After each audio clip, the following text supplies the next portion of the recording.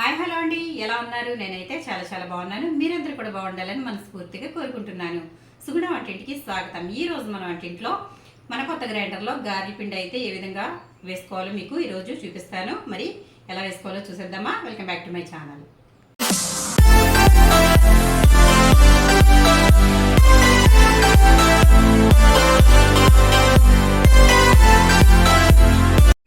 ఇప్పుడు నేనైతే ఇక్కడ చాయ్ మినపప్పు తీసుకున్నానండి. చాయ్ మినపప్పు తీసుకుని ఇది ఒక 4 గంటల పాటు నానబెట్టుకున్నాను.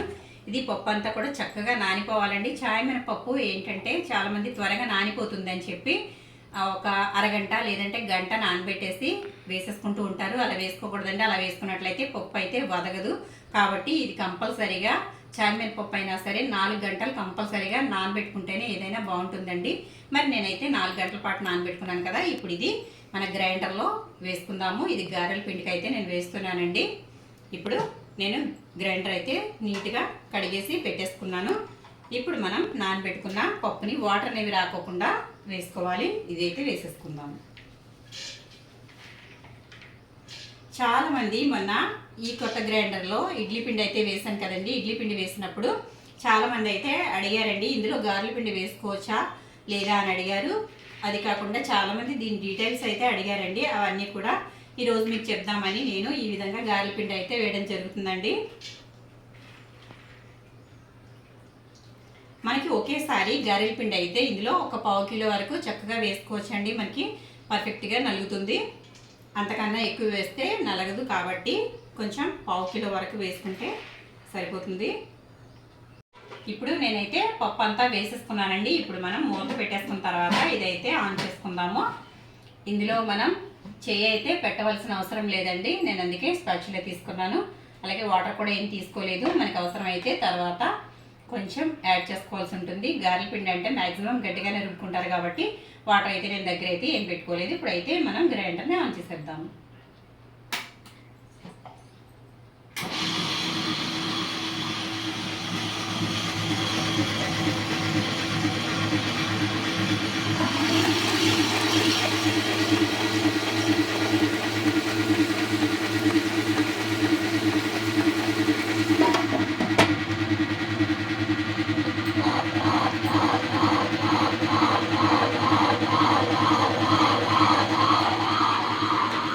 చూసారు కదా, గ్రైండర్ అయితే లోపల రాళ్ళు మాత్రమే తిరుగుతాయండి.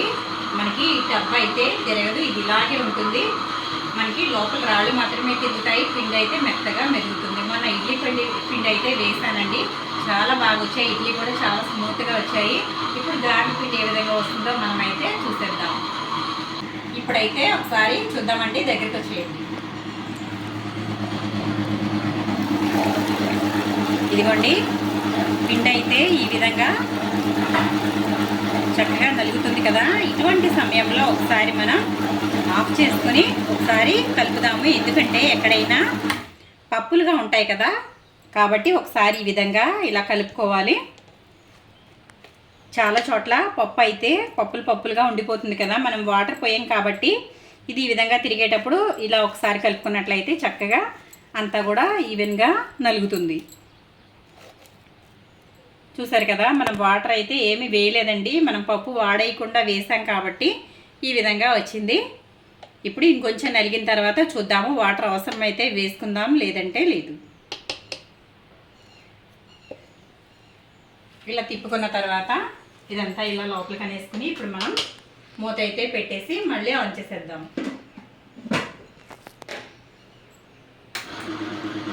ఇప్పుడు ఒకసారి చూద్దామండి. ఒకసారి దగ్గరికి వచ్చేయండి.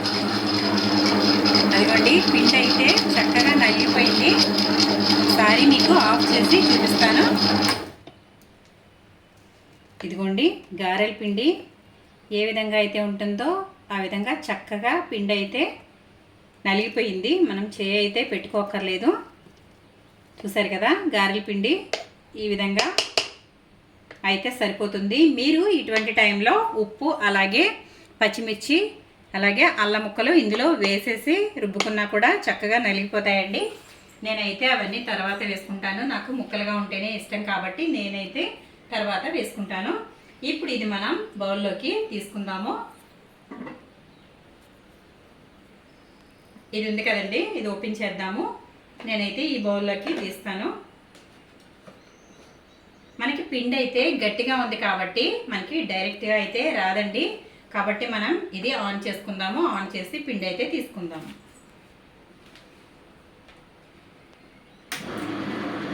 ఇదిగోండి, దగ్గరగా చూడండి ఒకసారి. గారెల పిండి చక్కగా వస్తుంది.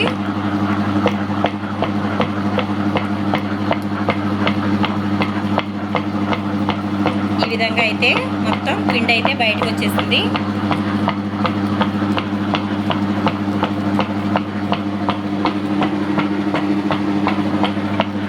చూసారు కదా. ఇప్పుడు మనం సగం అయితే పిండి తీసుకున్నాము.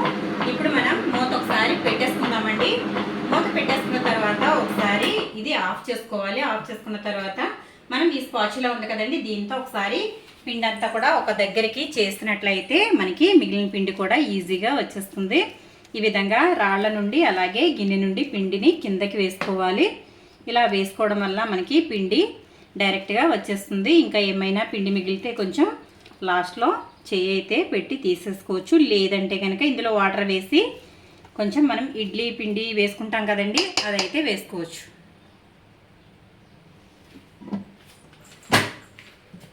ఇప్పుడు మళ్ళీ ఒకసారి ఆన్ చేసేద్దాము. మూత అయితే తీసేస్తున్నాను నేను. ఈ విధంగా మూత తీసుకున్న తర్వాత మనం ఆన్ చేసుకుంటాం. ఇదిగోండి, మిగిలిన పిండి కూడా చక్కగా ఈ విధంగా వచ్చేస్తుంది.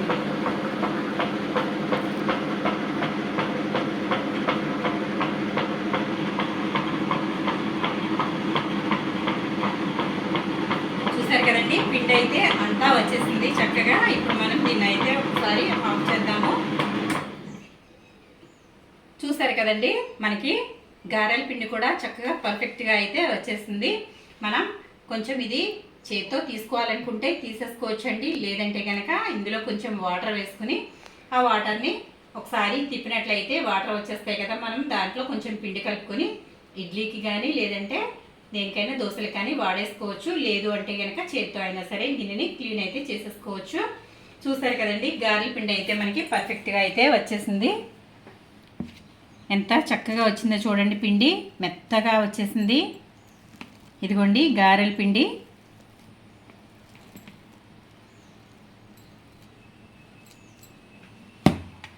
ఒకసారి గిన్నెలో కూడా చూడండి. ఈ విధంగా కొంచెం పిండి అయితే ఉంది. మనం ఈ విధంగా స్పాచులాతో పిండి అయితే ఇలా కూడా తీసేసుకోవచ్చండి. ఇదిగోండి, ఈ విధంగా వచ్చేస్తుంది. గారెల పిండి అయితే ఇలా వచ్చేస్తుంది. చక్కగా ఇలా తీసేసుకోవచ్చు. ఏమైనా మిగిలితే ఈ విధంగా దీంతో పిండి అయితే తీసేసుకోవచ్చు. నేనైతే ఎప్పుడు గారెలు వేసినా కూడా కొంచెం పిండి అయితే ఇందులో ఉంచేస్తానండి. ఉంచేసి దానిని ఇడ్లీ పిండిగా చేసుకుంటాను. నాకైతే అది అలవాటండి. ఎందుకంటే గారెల పిండి రుబ్బినప్పుడు మనం ఎక్కువగా వాటర్ వేయం కాబట్టి గిన్నెలో చాలా పిండి అయితే ఉండిపోతుంది. కాబట్టి నేనైతే ఇంకొంచెం పిండి అయితే అందులో ఉంచేసి దానిని తీసి ఇడ్లీ రవ్వ అయితే కలిపేసుకుని ఇడ్లీకి అయితే నేను ఉపయోగించుకుంటాను. ఈ విధంగా మనం చేసుకోవడం వల్ల మనకి ఏమీ వేస్ట్ అవ్వకుండా ఉంటుందండి. అలాగే మనకి ఒక పూట టిఫిన్ కూడా వచ్చేస్తుంది. కాబట్టి నేనైతే ఈ విధంగా చేసుకుంటాను. మరి మీకు ఎలాగా చేసుకుంటారో మీరు చేసుకోండి. ఎందుకంటే నేనైతే గారెల పిండి అయితే ఈ విధంగా వేసుకున్నాను. ఇదండి మన గ్రైండర్లో గారెల పిండి అయితే ఈ విధంగా వేసుకున్నాము. మరి మీకు నచ్చిందా? నచ్చినట్లయితే లైక్ చేయండి ఫ్రెండ్స్. ఇంకా ఏమైనా డౌట్స్ ఉంటే కనుక నన్ను అడగండి. కామెంట్ బాక్స్లో కమెంట్ పెడితే మీకు తప్పకుండా నేను రిప్లై ఇస్తాను. అలాగే దీని డీటెయిల్స్ అయితే అడిగారు కదా, ఇది మాకు 8500 అండి. ఇది మాకు యాక్సిస్ బ్యాంక్ క్రెడిట్ కార్డులో మాకైతే 1000 రూపాయలు తగ్గడం జరిగింది. 7400కి అయితే ఇది వచ్చిందండి. నేనైతే మంచి ఆఫర్లో ఉండగా అయితే తీసుకున్నాను ఇది. కాబట్టి నాకైతే 1000 రూపాయలు ఆఫర్ వచ్చింది. నాకు ఇంకా వేరే అంటూ ఏమీ ఇవ్వలేదండి దీంట్లోని.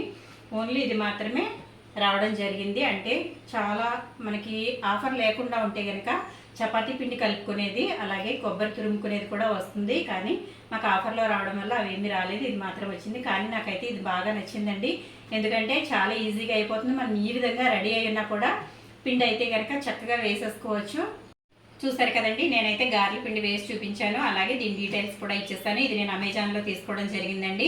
మీకు కనుక నచ్చినట్లయితే మీరు కూడా తప్పకుండా తీసుకోండి. చాలా బాగా పనిచేస్తుంది. అలాగే చాలా పర్ఫెక్ట్గా కూడా ఉంది.